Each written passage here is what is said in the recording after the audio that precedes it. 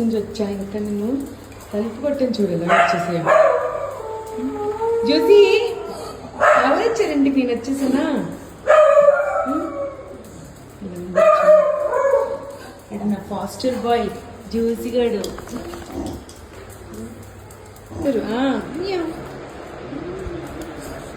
చూడు బెడ్ ఎక్కుతాడంటాడు దొంగోడు, దొంగ ఫెలో. నేను ఇప్పుడే ఆఫీస్ నుంచి వచ్చాను కదా, చూడండి అందరికి ఎలాగున్నాయి ఇవన్నీ. నాలుగు ఎందుకు 5 నువ్వు 1 2 జంప్ ఎగురు. నువ్వు ఎగురాలి, నాకంటే ఏంటి?